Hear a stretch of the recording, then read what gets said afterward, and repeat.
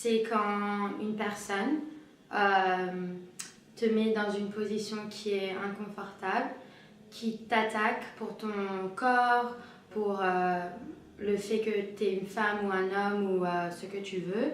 C'est quand quelque chose se passe que tu n'as pas demandé, tu n'as pas su et tu n'as pas pu m'en sortir.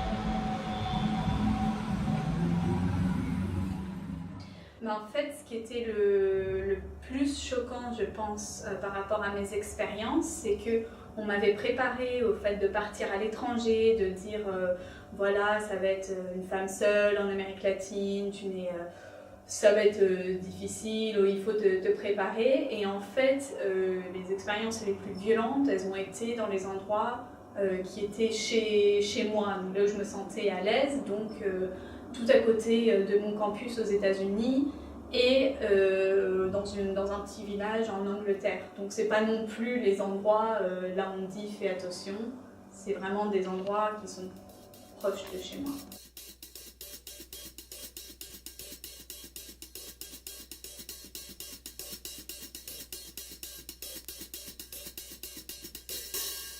J'étais voilà, au Texas, donc dans le sud des États-Unis, et je travaillais le soir dans un magasin, là on vend les sandwichs, et on n'était que deux le soir, parce qu'il n'y a pas beaucoup de personnes. Et je fermais vers 10h30, donc c'était à peu près à 10h du soir. Et il y a un client qui rentre, il n'y avait personne d'autre dans le restaurant, et moi j'étais à l'extérieur de la cuisine, et il y a mon collègue qui était dans la cuisine, et il y a du coup le client qui rentre, qui va aux toilettes au fond, et qui ressort, et en ressortant, en fait, il y a un couloir très étroit, et en ressortant, il se tourne vers moi, et il baisse son pantalon, il s'expose, et il commence à se toucher.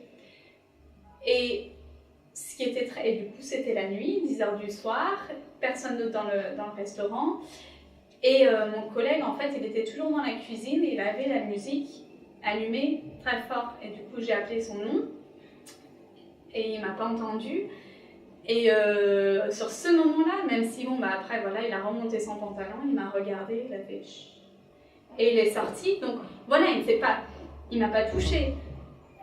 Mais ce moment-là, cette peur, le fait de se sentir seul, qu'il y avait personne, que j'aille dehors, c'était en même moins...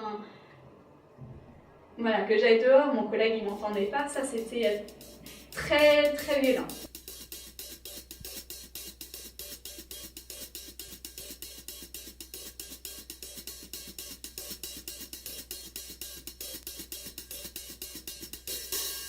En fait, il y a l'université et il y a une rue qui délimite un peu l'université du reste de la ville. C'est là où il y a tous les étudiants qui vont manger à midi. Et donc je travaillais sur cette table. Donc c'était vraiment plus proche d'un endroit vraiment qui doit être sûr. C'est pas possible.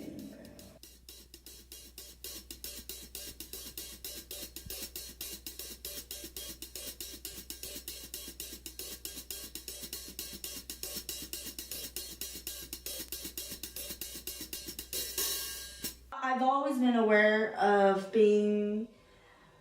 taking precaution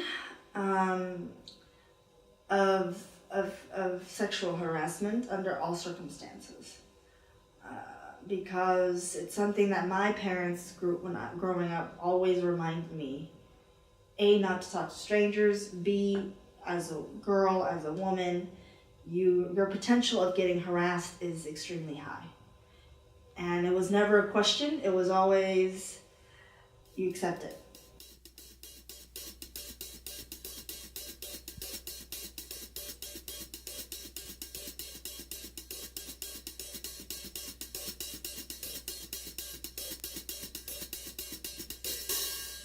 When I'm walking in the street alone in the dark, doesn't matter what city and what country, where in the world, I always take precaution, even if it's a city where people say it's safe. Because in the dark, it's easier for whoever wants to attack me, for whatever reason, it's much easier. It's harder to see, it's harder for me to tell. Whereas in the morning, there's light, it's easier during the day, there are more people, and it's easier to take precaution and run.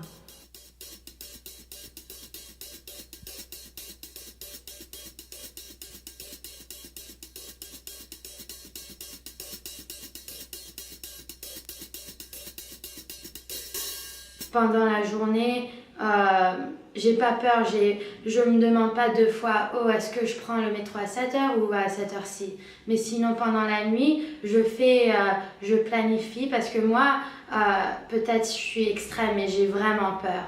Genre, tout peut changer en une seconde.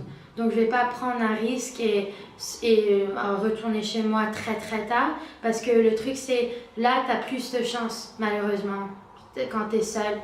Mais les gens ils peuvent faire n'importe quoi et donc ouais.